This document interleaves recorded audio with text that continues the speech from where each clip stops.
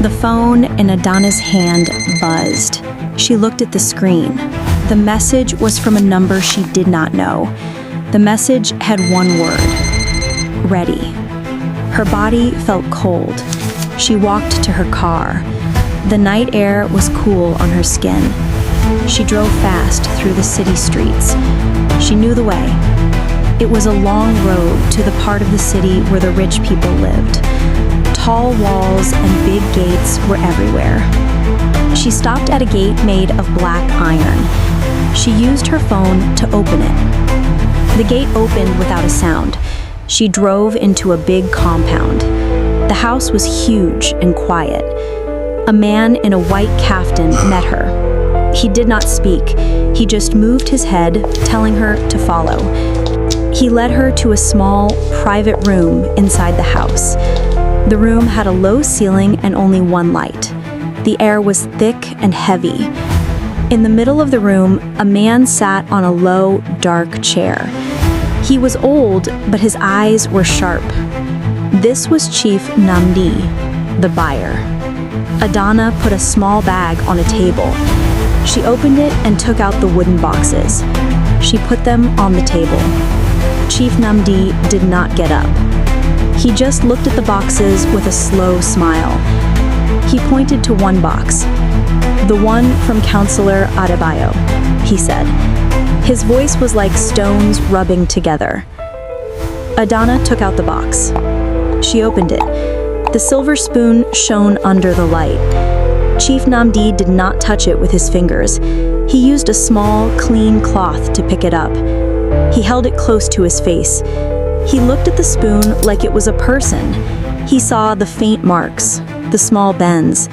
A strange hunger was in his eyes. He placed the spoon in a special glass box. He put the glass box on a shelf. The shelf had many other glass boxes, all with spoons inside them. They were like a collection of ghosts. Chief Namdi gave Adana a thick envelope. It was full of money. "Until next time," he said. Adana took the money. She did not look at him. She walked out of the room. Her legs felt weak. She got in her car and drove away. As she left, she looked back at the big, quiet house. She still did not know what he did with the spoons. The money was big, but the fear was bigger. Why did a man who had everything need these used spoons? She did not know, but she felt a heavy secret growing inside her heart. 3 months earlier, Adana had been a different person. She worked at the Grand Palace restaurant in Victoria Island. It was the kind of place where important people came to eat. Politicians, business owners, and foreign visitors filled the tables every night. Adana was the head server. She knew every customer's face.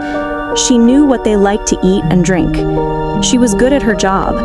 The restaurant owner, Mrs. Chen, trusted her with everything.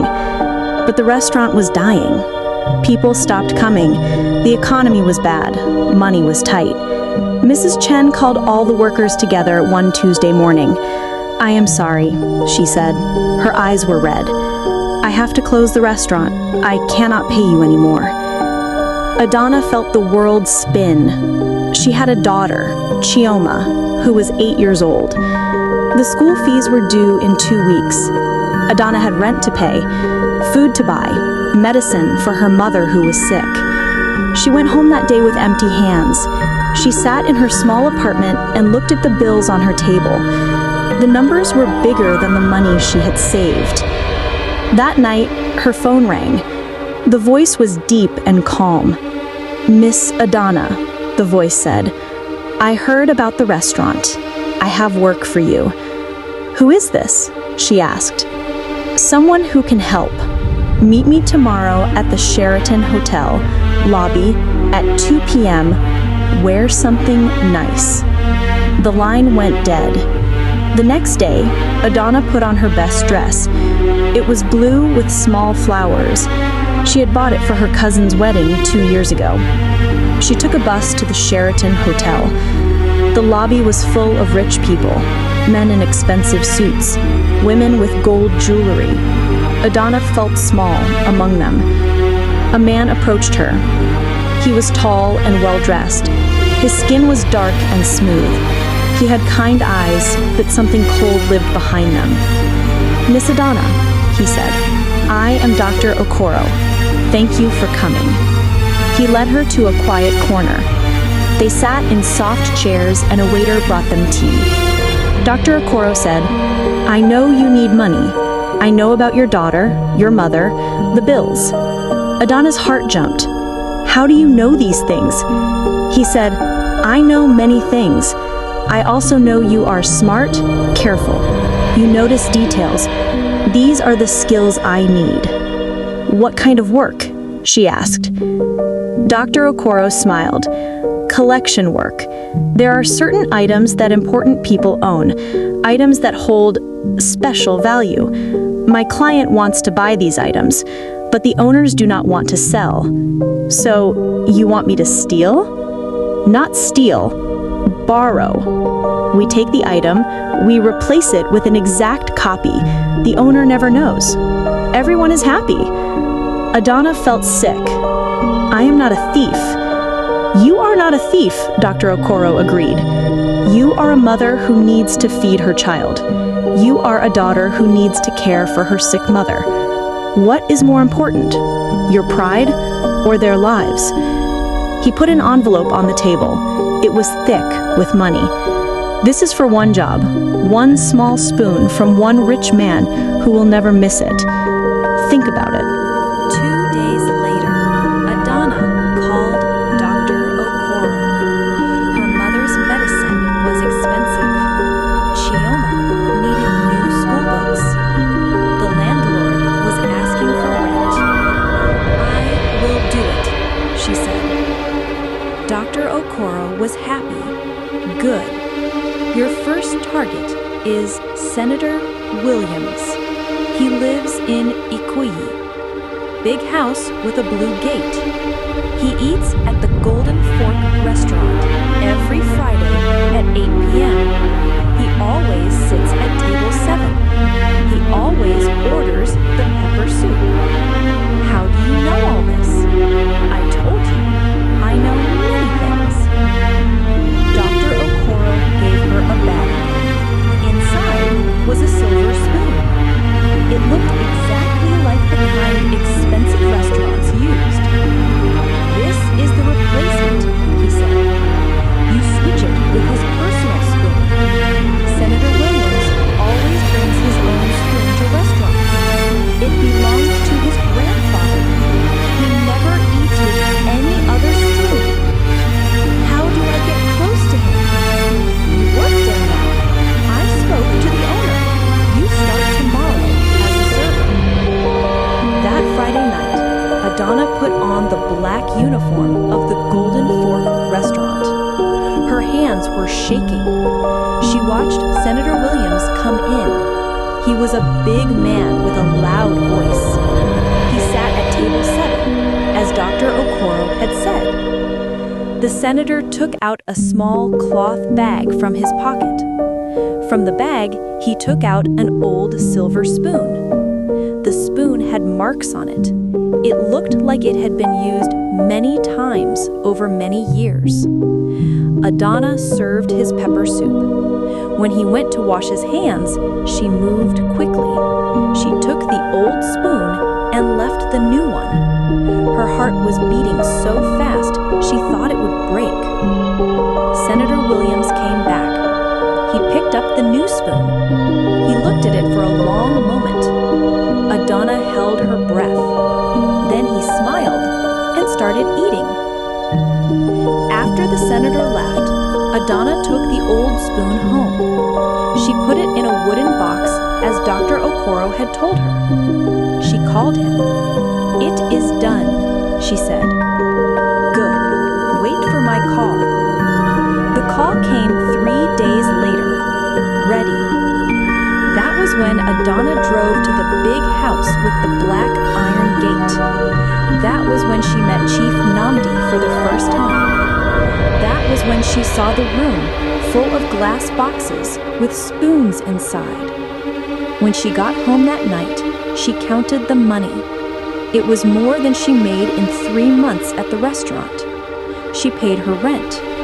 She bought medicine for her mother. She paid Chioma's school fees. But she could not sleep. She kept thinking about the way Chief Namdi had looked at the spoon, like it was alive, like it was precious beyond money. The next morning, she saw the news on television. Senator Williams had been in a car accident. He was alive, but hurt badly. The reporter said it was strange. The driver said the car just stopped working. The brakes failed. The steering wheel would not turn. It was like the car had a mind of its own, the driver said. Adana felt cold. It was just a coincidence. It had to be. Her phone rang. Dr. Okora. Did you see the news? He asked. Yes. Interesting, is it not? What do you mean? Nothing.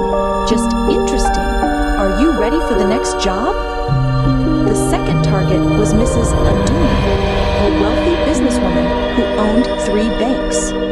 She had a gold spoon that she carried in her purse. The spoon had been blessed by 7 different pastors. She believed it brought her luck in business. Adana got a job cleaning Mrs. Aduni's office building. She waited until the woman went to a board meeting. She switched the blessed spoon with a copy. 3 days later, Mrs. Aduni's biggest client canceled a major deal. Her second largest client moved their money to another bank. The stock market went down. Mrs. Aduni lost millions of naira in 1 week. The third target was Chief Emeka, a traditional ruler who owned vast lands in 3 states. His spoon was made from the horn of a white buffalo. It had been in his family for 200 years. Adana pretended to be a journalist writing about traditional rulers. She visited Chief Emeka's palace. During lunch, she made the switch. A month later, Chief Emeka's land was taken by the government for a new road project. He fought in court but lost. His people began to question his leadership. Some villages declared their independence from his rule. After each job, Adana delivered the spoon to Chief Namdi. Each time, the man seemed more excited. His collection grew. The glass boxes multiplied. And each time, something bad happened to the previous owner of the spoon. Adana could no longer ignore the pattern. Every person whose spoon she took suffered major losses within weeks. Their businesses failed. Their health got worse. Their families turned against them. Their luck just disappeared. She called Dr. Okora. What is Chief Nandi doing with these spoons? He asked. Why do you ask? The people I take them from, bad things happen to them. Dr. Okora was quiet for a long moment. Adana, do you believe in juju? My grandmother believed. I don't know. Your grandmother was a wise woman.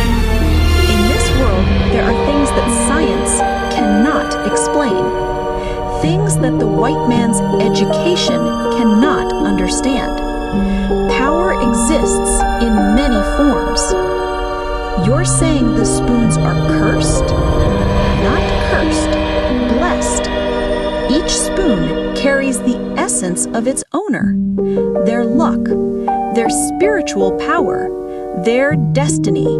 When you eat with something every day for years, it absorbs part of your soul. Adana felt sick. So I am stealing people's souls? You are transferring power from those who have too much to one who knows how to use it properly. That is wrong. Is it? Senator Williams was corrupt. He stole money meant for schools and hospitals. Mrs. Aduni charged poor people impossible interest rates on loans.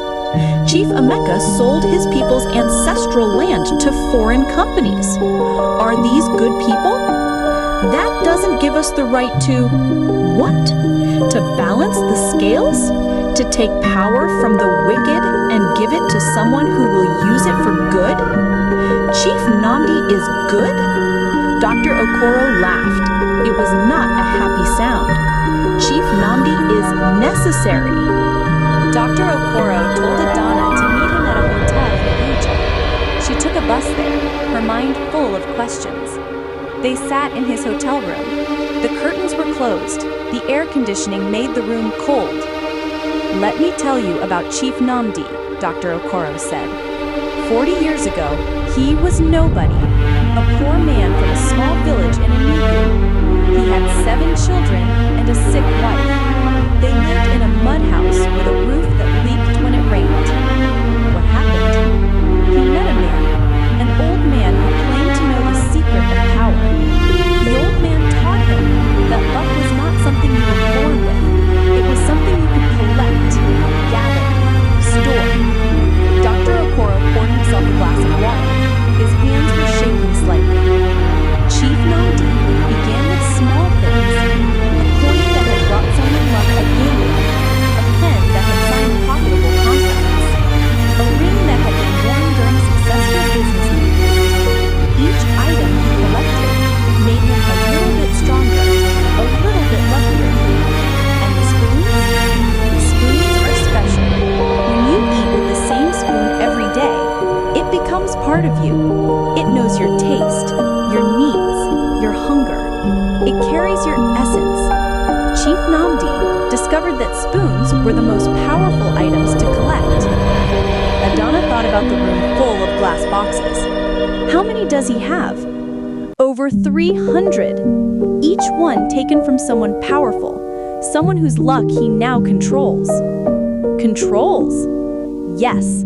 The luck doesn't disappear when he takes the spoon. It transfers to him. Every success that should have belonged to Senator Williams now belongs to Chief Nnamdi. Every profit that should have gone to Mrs. Aduni flows to him instead.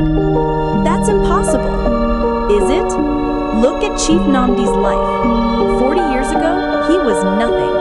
Today, he owns banks, oil companies, and real estate in 12 countries.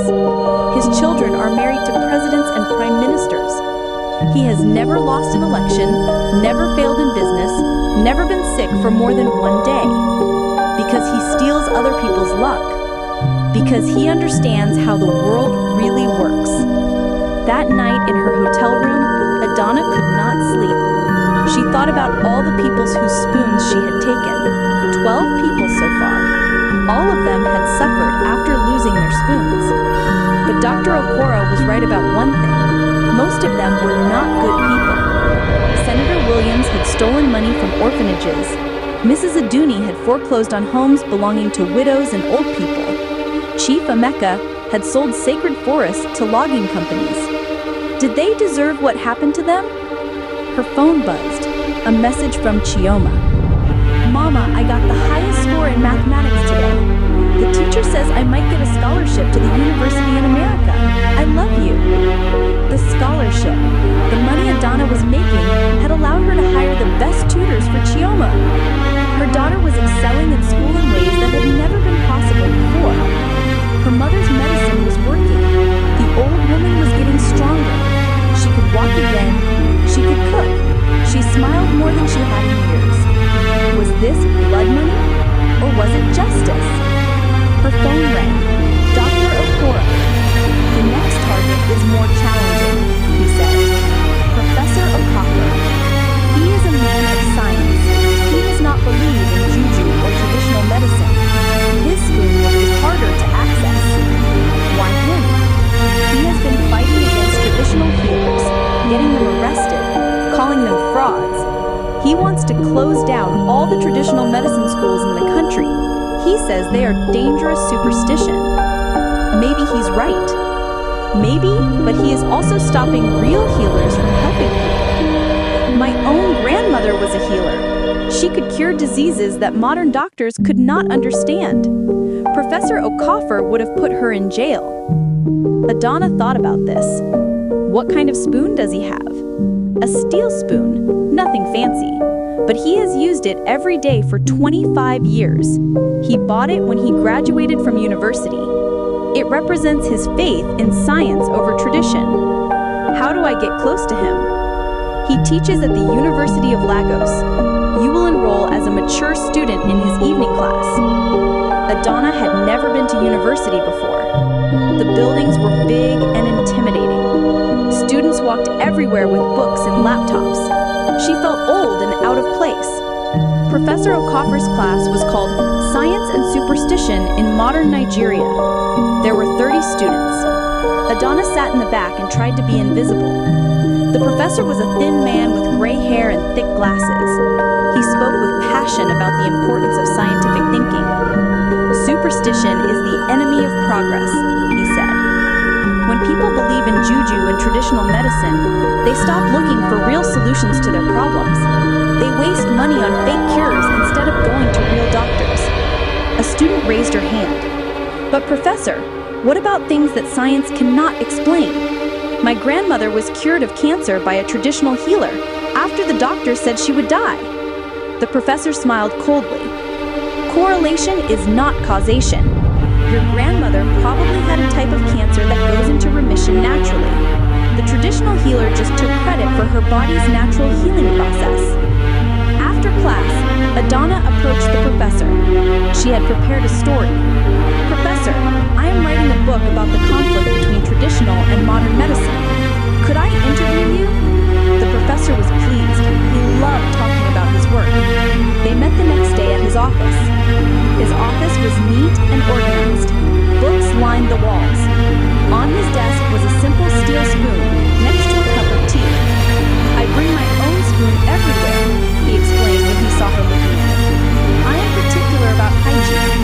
You never know how well restaurants clean their utensils. During the interview, Adana asked him about his background. He told her about growing up in a village where people went to traditional healers instead of doctors. He watched his younger brother die from malaria because their parents took him to an herbalist instead of a hospital. That is when I decided to dedicate my life to fighting superstition. Every traditional healer I shut down might save a life. Adana felt something she had not felt before. Sympathy for her target. Professor Okafor was not like the others. He was not corrupt or greedy. He genuinely believed he was helping people. But she thought about Chioma's scholarship, her mother's medicine, the bills that would not pay themselves. When Professor Okafor went to get more tea from the kitchen down the hall, she made the switch. His steel spoon for an identical one from her bag. That night, Adana called Dr. Okoro. I have the spoon, she said, but I don't feel good about this one. Why? He's not like the others. He's not corrupt. He really thinks he's helping people. And maybe he is, but he is also hurting people. Do you know how many traditional healers have lost their livelihoods because of his campaigns? How many families have been separated because he convinced children that their parents were practicing witchcraft? But what if he's right? What if traditional medicine is just superstition? Dr. Okoro was quiet for a long time. Adana, you have taken 12 spoons. You have seen what happens when they are removed from their owners. Do you still think this is superstition? She could not argue with that. The pattern was too clear to ignore. Deliver the spoon tomorrow night, Dr. Okoro said. After that, we are taking a break. You need time to think. The next evening, Adana drove to Chief Namdi's compound. The routine was the same. The silent man in the white caftan. The small room with one light. The glass boxes on the shelves. But this time, Chief Namdi looked different. Younger somehow. His skin seemed smoother. His eyes were brighter. The professor's spoon, he said when he saw the wooden box. This one is special. It carries 25 years of absolute faith in rational thinking. Very powerful. He handled Professor O'Coffer's steel spoon with the same reverence he had shown the others. But when he placed it in its glass box, he whispered something under his breath. Words in a language Adana did not recognize. "What are you saying?" she asked. Chief Namdi looked at her with surprise. No one had ever asked him a question before.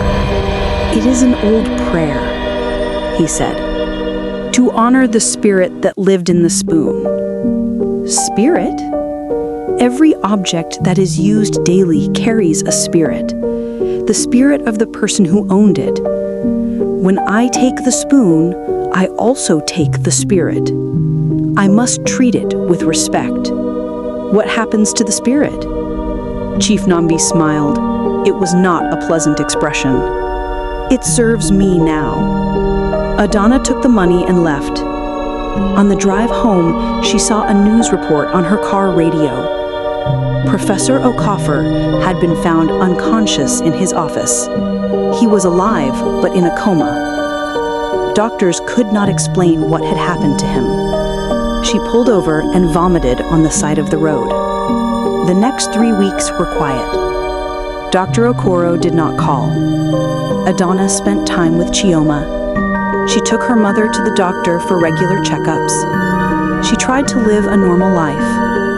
But normal felt strange now. Every meal she ate, she looked at the spoon in her hand.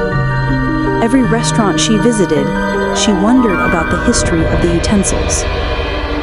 Every successful person she saw, she wondered what objects they might carry that gave them power. Chioma noticed her distraction. "Mama, are you okay?" her daughter asked one evening. "You seem sad." "Just work stress, my dear. Nothing for you to worry about." "What kind of work do you do now? You never talk about it." Adana had told Chioma she was working as a consultant for wealthy families. It was not exactly a lie. "I help people organize their belongings," she said. "That sounds boring." Sometimes the most boring jobs pay the most money. Chioma accepted this explanation, but Adana could see the questions in her 8-year-old eyes. Children were more observant than adults gave them credit for. That night, Adana's mother called her into the kitchen. "Sit down, my daughter," the old woman said. They sat at the small table where Adana had eaten meals as a child. "I know you are doing something dangerous." Adana's heart stopped. "Mama, what do you mean?" "I have lived long enough to recognize certain signs. You have money, but you are not happy. You pay bills, but you don't sleep well. You take care of us, but you are afraid. I'm just working hard." Working hard does not make a person afraid to look in mirrors. Adana had not realized she had been avoiding mirrors, but now that her mother mentioned it, she realized it was true. "What kind of work are you doing?" her mother asked. Adana told her everything. Her mother listened without interrupting. When Adana finished the story, the old woman was quiet for a long time.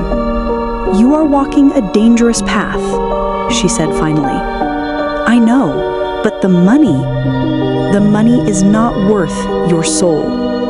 "But Chioma's education, your medicine, the bills, will be paid in other ways.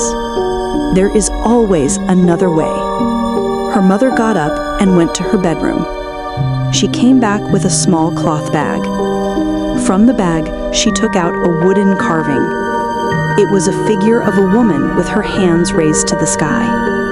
"This belonged to your great-grandmother," she said. "She was a healer, a real one. She helped women give birth safely. She cured fevers and stomach problems. She never charged money for her services." What does this have to do with? Your great-grandmother understood that power comes with a price. Every time you take someone's look, you take a piece of darkness into yourself. Eventually, the darkness becomes stronger than the light. Her mother placed the wooden figure in Adana's hands. This figure has been blessed to protect against spiritual attacks. Keep it with you and think carefully about what you are becoming. That night, Adana lay in bed holding the wooden figure. She thought about Chief Namdi's room full of glass boxes. She thought about the spirits he claimed lived in each spoon. She thought about Professor Okafor lying unconscious in a hospital bed. Her phone rang. Dr. Okoro, are you ready to return to work? I need more time. Time is a luxury we do not have. Chief Namdi is growing impatient. He has specific requests now. What kind of requests? Political targets. The election is coming next year. He wants to ensure the right people win. I don't want to be involved in politics. You are already involved. Everything is politics. The question is whether you want to be on the winning side or the losing side. What if I want to quit? Dr. Okoro was quiet for a long moment. Quitting is not an option anymore. You know too much. You have seen too much. Chief Namdi does not let people walk away. Adana knew she was trapped. She had taken blood money and now she was stained by it. There was no clean way out. But her mother's words echoed in her mind. There is always another way.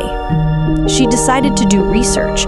She went to the university library and looked up articles about Chief Namdi. What she found surprised her. Chief Namdi had indeed been poor 40 years ago, but his rise to wealth and power had not been smooth. There had been gaps, periods where his businesses failed, times when he had lost everything and had to start over. The pattern suggested that his power was not absolute. It had fluctuations, weaknesses. She found an old newspaper article from 15 years ago. Chief Namdi's son had died in a car accident. The article mentioned that the young man had been carrying his father's good luck charm at the time of the crash. Another article from 10 years ago reported that Chief Namdi had been hospitalized for 3 months with a mysterious illness. He had recovered, but several of his businesses had collapsed during his absence. The picture was becoming clearer. Chief Namdi's power had limits, and it required constant maintenance. Adana made a decision. She would do more research, she would find Chief Namdi's weaknesses, and she would find a way out of this trap. But first, she had to survive the next job. Dr. Okoro called the next morning with details. The target was Commissioner Adamu, the head of the police anti-corruption unit.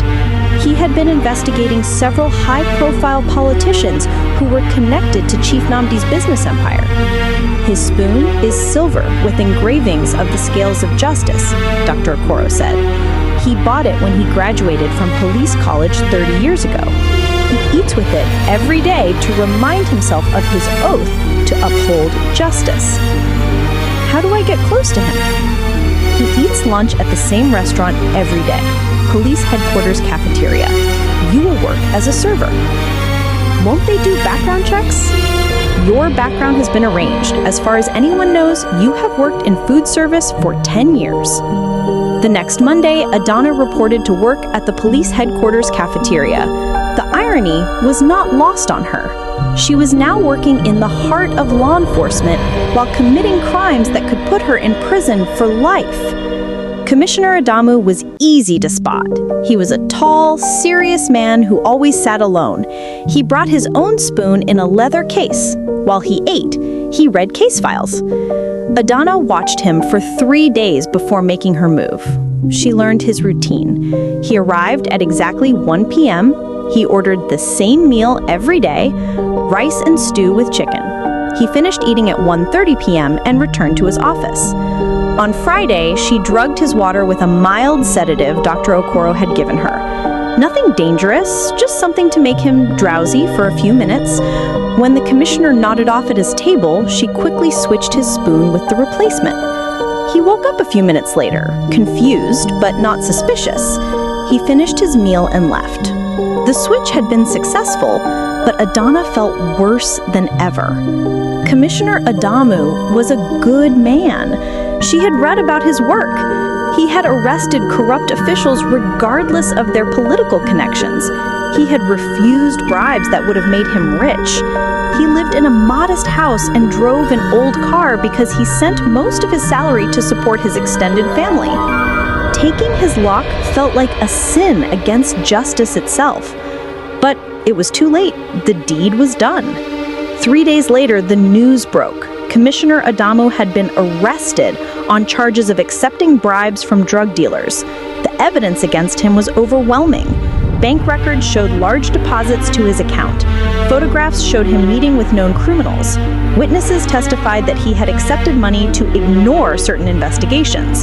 The media destroyed him. His reputation, built over 30 years of honest service, was ruined in a single day. Adana knew the evidence was fake. Chief Namdi's network had the power to create false bank records and buy false witnesses. With the commissioner's luck transferred to him, Chief Namdi could make any lie seem like truth. That night, she delivered the spoon to Chief Namdi. The old man seemed especially pleased. "This one was difficult," he said, examining the engraved scales of justice. "A man with such strong principles. His luck was very pure, very powerful. What will happen to him? He will go to prison. His family will be disgraced. His wife will probably leave him. His children will change their names to escape the shame." Chief Namdi smiled. "His downfall will serve as a warning to other police officers who might think about investigating my associates." Adana wanted to scream. Instead, she took the money and left. On the drive home, she made a decision. She could not continue this work. She would rather live in poverty than destroy another innocent person's life. She called Dr. Okoro. "I quit," she said. "We already discussed this. Quitting is not an option." "Then I'll go to the police." Dr. Okoro laughed. "And tell them what? That you've been stealing spoons to collect people's luck? They will think you are insane. I have evidence, photos, records of the payments. Evidence that will only prove your own guilt. You are as guilty as anyone in this chain, Adana, maybe more guilty because you are the one who actually touches the victims." He was right. She had no clean way out. "Besides," Dr. Okoro continued, "what do you think will happen to Chioma and your mother if you try to betray Chief Namdi?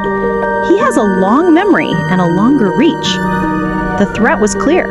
Her family would be hurt if she tried to escape. "One more job," Dr. Okoro said. "Then we can discuss your future." The next target was different from all the others. It was a child. "Her name is Amaka," Dr. Okoro said. "She comes from a family of traditional healers in Imo State. The girl has unusual abilities." "What kind of abilities?" "She can see things, past, present, future. She can touch an object and know its history. She can look at a person and see their spiritual aura. A child prophet." "Yes, and she is becoming famous. People travel from all over Nigeria to consult with her. Politicians, business leaders, even some of Chief Namdi's rivals." Adana felt cold. "You want me to steal from a child?" "The girl has a special spoon. It was carved from sacred wood by her great-great-grandmother. She drinks her morning tea with it every day. The spoon amplifies her psychic abilities." "I won't do it." "You will, because if you don't, Chief Namdi will have the girl's entire family killed. Her parents, her grandparents, her siblings, all of them. He wouldn't kill a child. He has done worse. And if he can't have the girl's power for himself, he will make sure no one else can have it either." Dr. Okoro gave her the details. Amaka lived with her grandmother in a small village outside Owerri. Every morning at sunrise, she sat on the front porch of their house and drank tea while watching the sun come up. She used the wooden spoon to stir honey into her tea. The spoon amplifies her psychic abilities. The replacement spoon looks identical, but it has no power. Without her real spoon, the girl will lose her abilities gradually. She will become just another normal child. And Chief Namdi will gain her powers? Some of them, yes. Enough to see his enemies coming. Enough to know which investments will succeed and which will fail. Adana felt sick. She was being asked to steal a gift from God, to take away a child's divine calling. But she thought about the threat to the girl's family. At least if she took the spoon, Amaka would live. If she refused, the child would die along with everyone she loved. "I'll do it," Adana said. The words felt like poison in her mouth. Adana traveled to Imo State by bus. The village where Amaka lived was small and peaceful. Mud houses with corrugated iron roofs lined dirt roads. Children played soccer with a ball made of rags. Women carried water jugs on their heads. She found the house easily. It was painted blue with white trim. A small garden grew in the front yard. An old woman sat on the porch weaving baskets. "Good morning, Mama," Adana greeted her in Igbo. The old woman looked up. Her eyes were cloudy with cataracts, but they seemed to see right through Adana. "You have come for the child," the old woman said. It was not a question. Adana's heart jumped. "I don't understand. My granddaughter told me someone would come, someone carrying darkness but fighting against it, someone who would have to choose between money and mercy." A young girl emerged from the house. She was small for 9 years old, with bright eyes and intricate braids in her hair. In her hand, she carried a wooden spoon carved with symbols Adana did not recognize. "You are Adana," she said. Her voice was clear and confident. "You work for the man who collects spirits." There was no point in lying. "Yes, he sent you to take my spoon."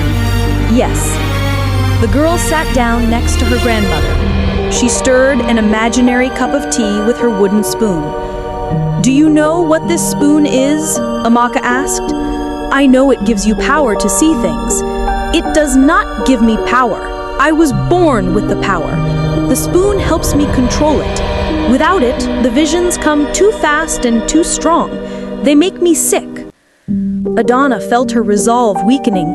"I have to take it. If I don't, he will hurt your family. I know. I have seen it. He will send men with guns if you go back without the spoon." The old woman reached over and took her granddaughter's hand. "Tell her the rest," the grandmother said. Amaka looked directly at Adana. "I have seen your future too. If you take my spoon, you will take one more after that, and then you will take your last one." "What do you mean, my last one?" "The final spoon Chief Nanamdi needs, the one that will make his power complete. It belongs to someone very close to you." Adama felt the blood drain from her face. "Who?" "Your daughter.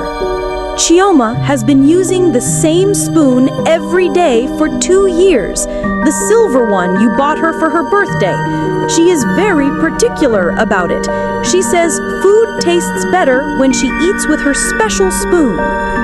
The world spun around Adana. She had bought Chioma that spoon without thinking. The girl had indeed become attached to it.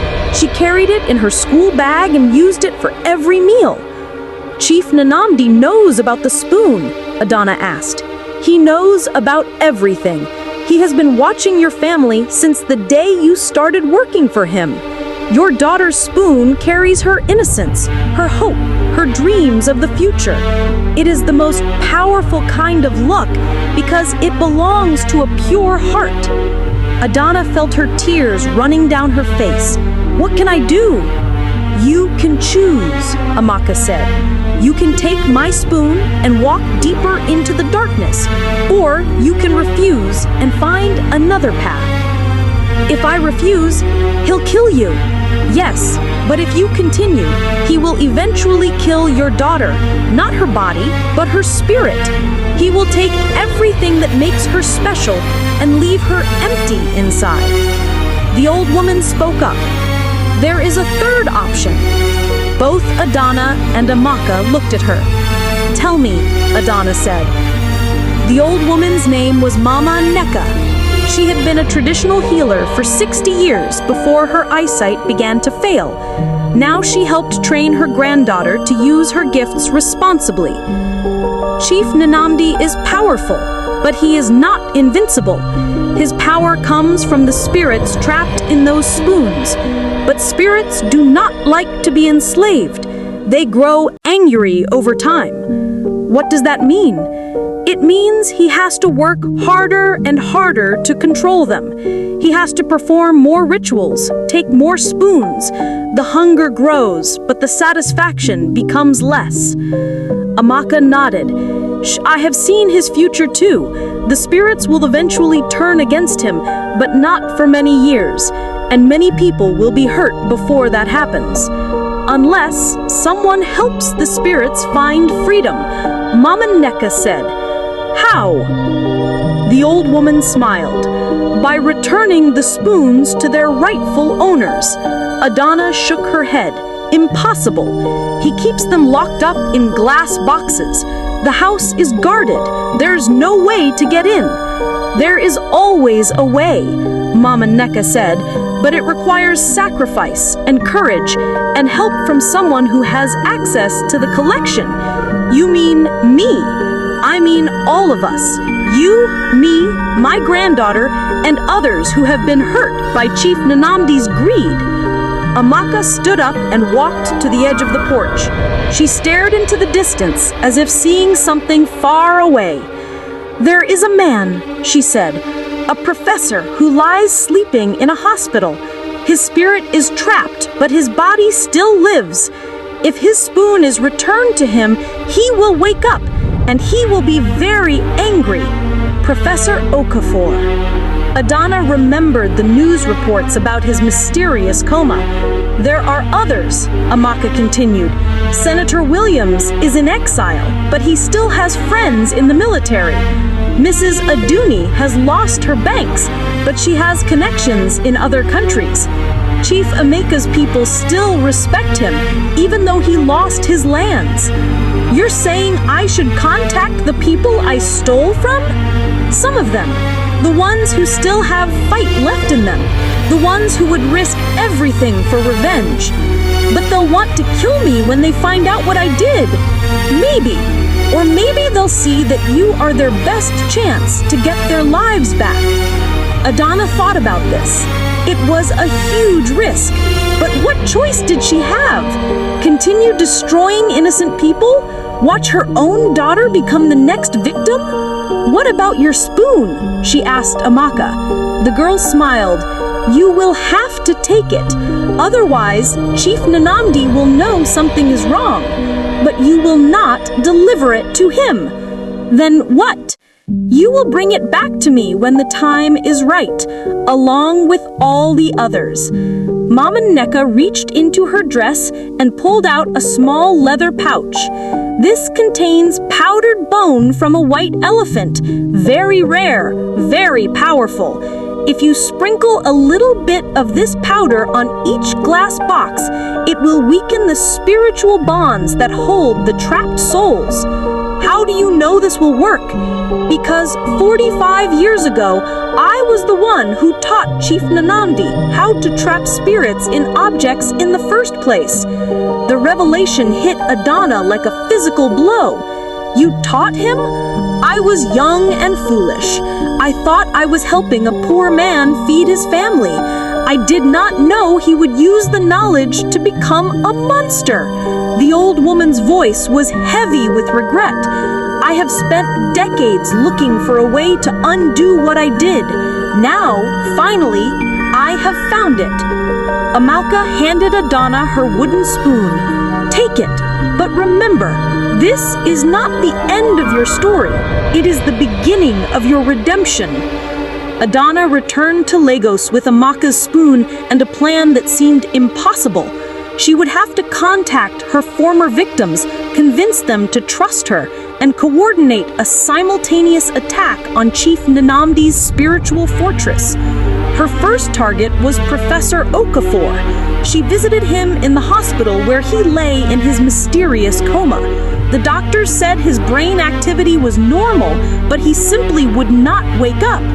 Adana sat beside his bed and whispered her story. She told him about the spoons, about Chief Nanamdi, about the trapped spirits. She did not know if he could hear her, but she hoped his unconscious mind would understand. "I'm going to get your spoon back," she promised. "And when I do, you'll wake up, and you'll help me stop him." The professor's eyelids flickered, but he did not wake. Her next visit was to Senator Williams. He was living in exile in London, having fled Nigeria when corruption charges were brought against him. Adana used her savings to buy a plane ticket. She found him a modest apartment in East London, a far cry from his former mansion in Abuja. He was bitter and angry, spending his days drinking and plotting his return to power. "Who are you?" he asked when she knocked on his door. "I'm the person who stole your grandfather's spoon." His reaction was immediate and violent. He grabbed her by the throat and slammed her against the wall. "You work for that devil Nanamdi?" "I did," Adana gasped, "but now I want to help you get it back." She told him everything about the collection, about the trapped spirits, about the plan to free them all. Senator Williams listened with growing excitement. "You're saying I can get my luck back? My grandfather's blessing? If we succeed, yes." Require precise timing and considerable risk. The senator smiled for the first time in months. "My dear, I have nothing left to lose and everything to gain. Count me in." From London, Adana called Mrs. Aduni in Switzerland. The former banker was living in exile as well, having fled Nigeria when her business empire collapsed. Mrs. Aduni was more cautious than the senator, but she too was desperate to reclaim her stolen fortune. "How do I know this is not a trap?" she asked. "Because I'm risking my life and my daughter's life to make this right," Adana said. "Chief Namdi wants to take my child's spoon next. If I don't stop him now, I'll lose her forever." The human element resonated with Mrs. Aduni, who had 3 children of her own. "What do you need from me?" she asked. "Money, resources, and connections to people who can help us move quickly when the time comes."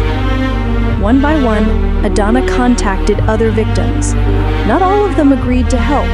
Some were too broken by their losses. Others were too afraid of Chief Namdi's power.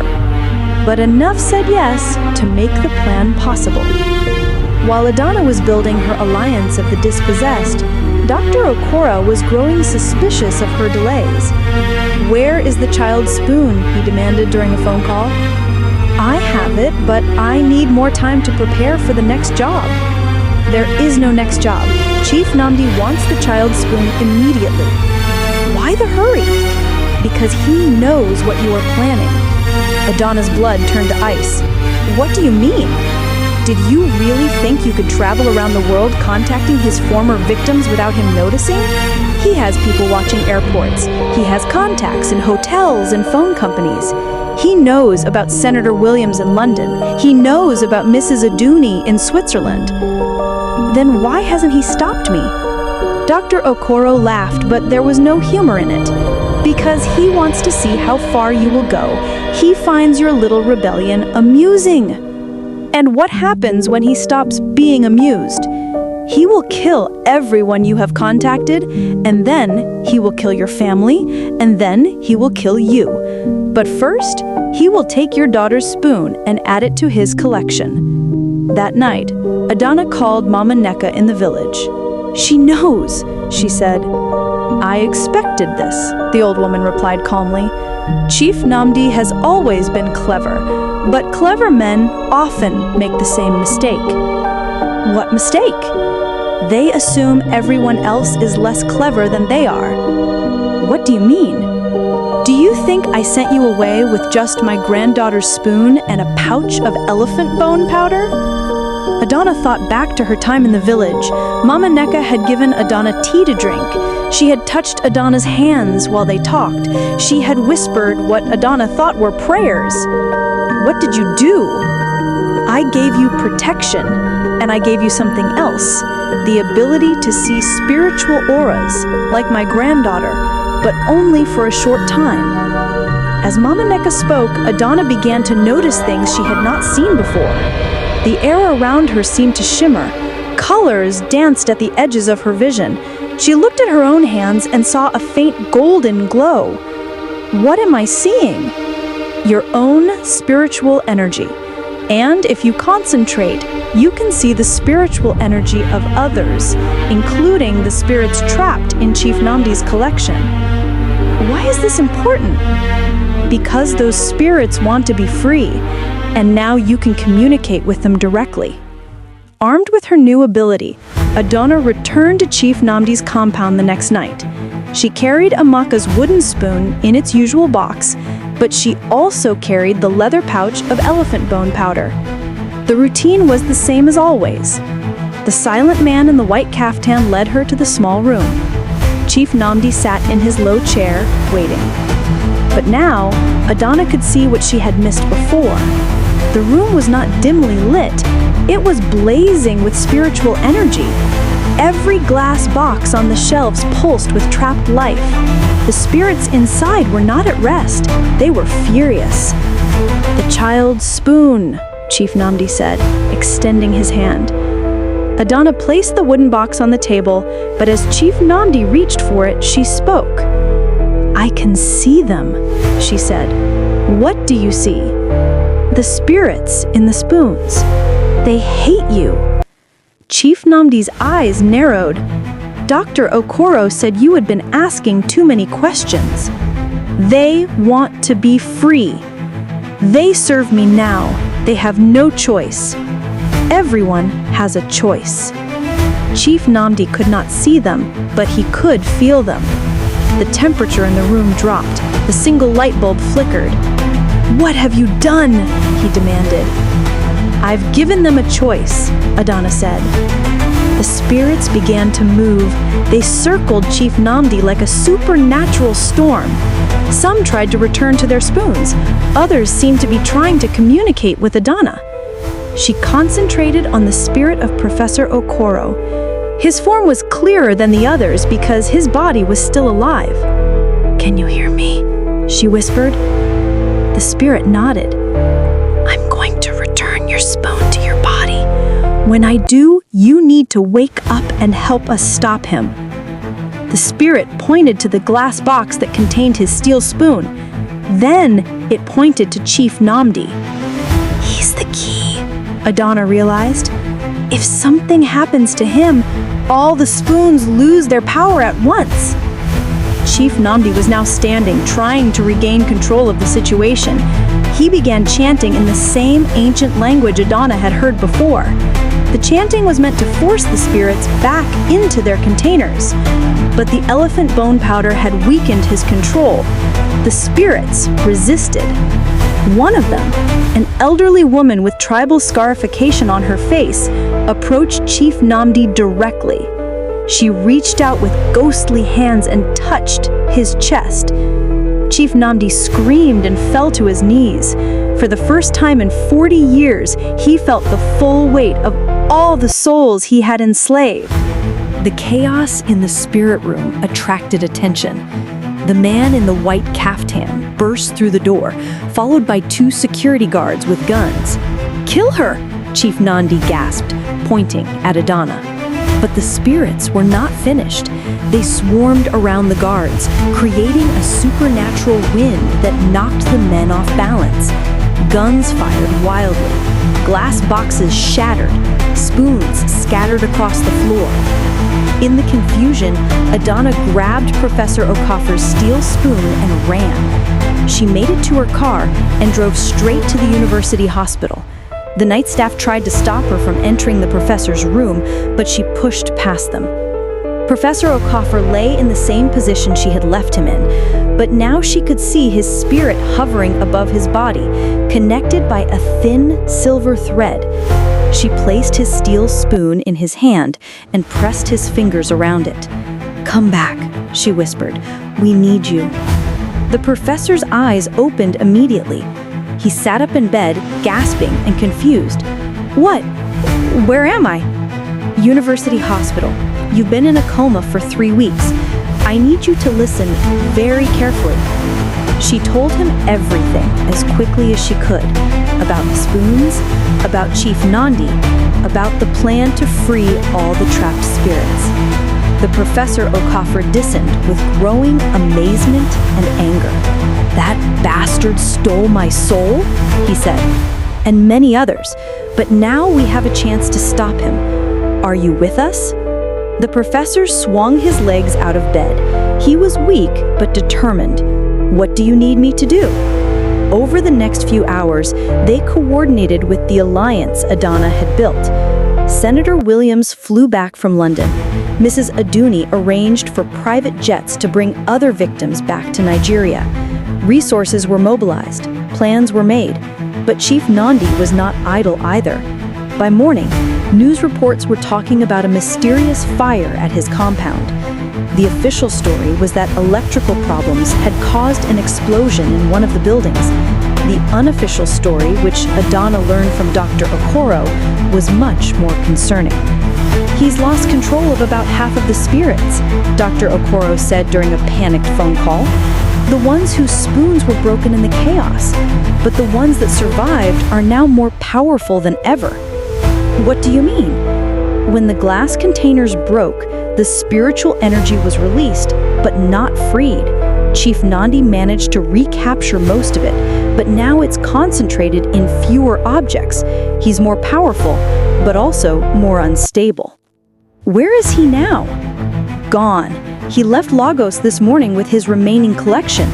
I don't know where he went." But Amaka did. The young prophet had been having visions all night. "He's gone home," she told Adana over the phone. "Back to his village in Enugu. Back to where it all started." "Why?" "Because he's dying. The spirits that escaped damaged him badly. He needs to perform the final ritual while he still has strength." "What final ritual?" "The one that will bind all the remaining spirits to his bloodline permanently. If he succeeds, his children and grandchildren will inherit his power. The curse will continue for generations. And if we stop him, all the spirits go free. All the stolen luck returns to its rightful owners. The balance is restored. Then we go to Enugu." Chief Nandi's ancestral village was a small settlement in the hills of Enugu State. It had not changed much in 40 years. Most of the residents had moved to cities, leaving behind only the very old and the very young. The compound where Chief Nandi had grown up was now a shrine dedicated to his success. Statues and photographs celebrated his rise from poverty to power. But the original mud house where he had lived as a poor man still stood at the center of it all. That was where he had chosen to perform his final ritual. Adana arrived with a small army of allies. Professor Okafor had brought university students who were studying traditional religions. Senator Williams had contacts in the military who owed him favors. Mrs. Aduni had hired the best security contractors money could buy. But their most powerful ally was Mama Neka, who had insisted on coming despite her age and failing eyesight. "This is my responsibility," she said. "I created this monster. I must be the one to destroy it."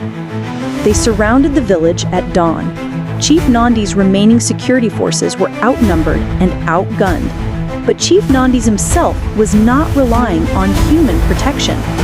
The final ritual had already begun. Even from a distance, they could see the supernatural energy radiating from the mud house. The air shimmered with heat that had nothing to do with the sun. Birds fell dead from the sky. Plants withered and died within a 100-meter radius. "He's trying to consume the life force of everything around him," Mama Neka explained, "to feed the final binding spell. How do we stop him?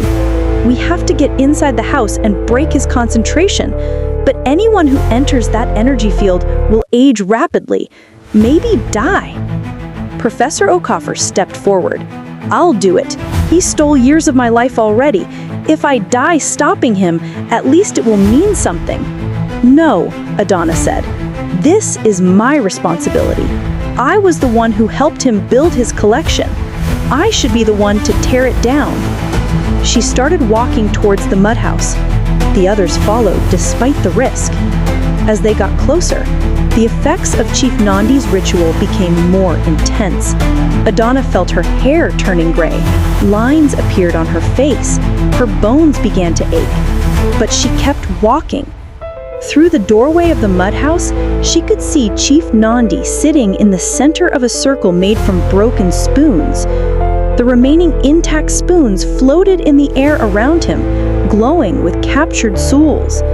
He looked up as she entered. His face was no longer human. His skin had turned black as charcoal.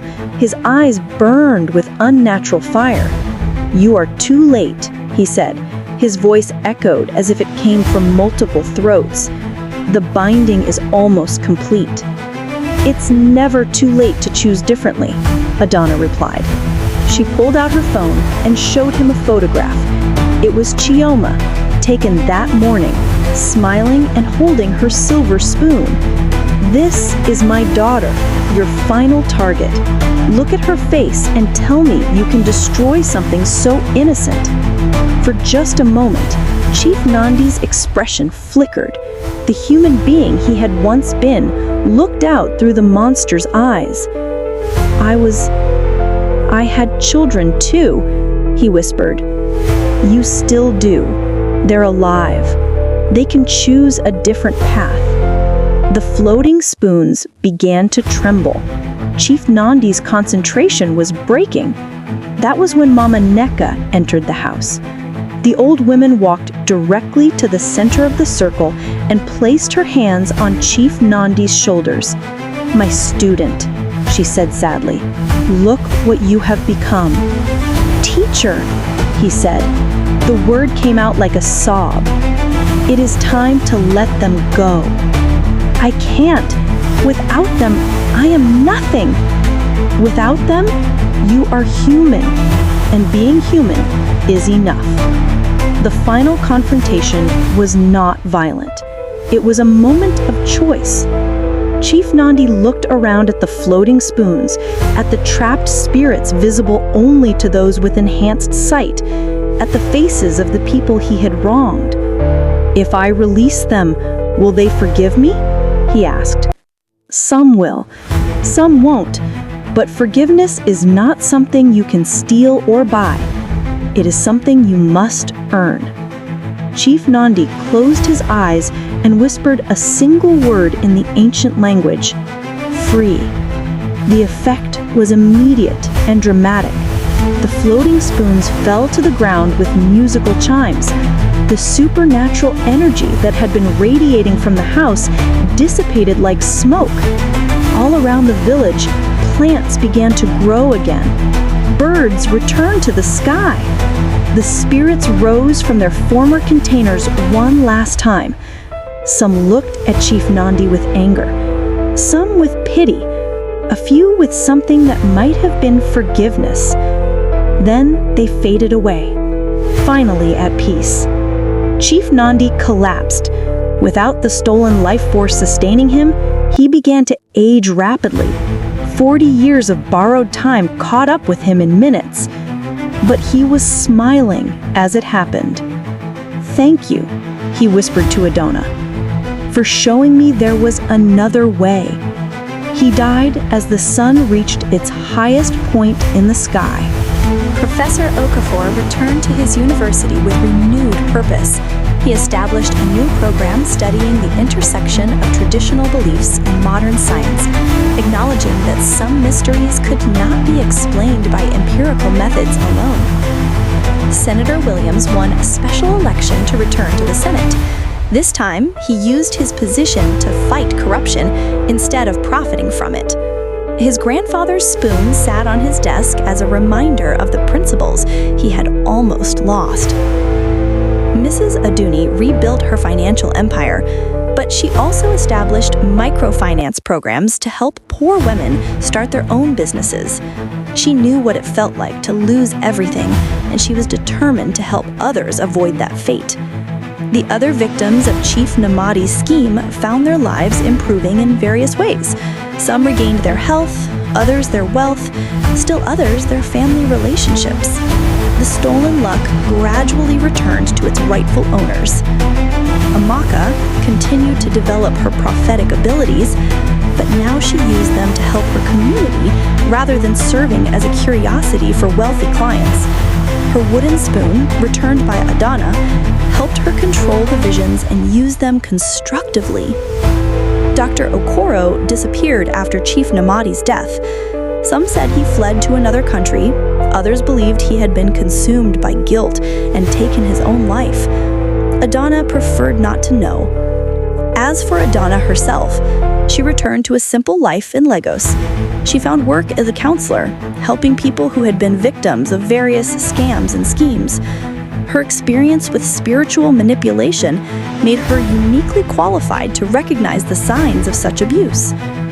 Chioma kept her silver spoon, not knowing how close she had come to losing it. She continued to excel in school and still dreamed of studying in America. The scholarship she had earned through honest effort remained intact. Adana's mother recovered fully from her illness.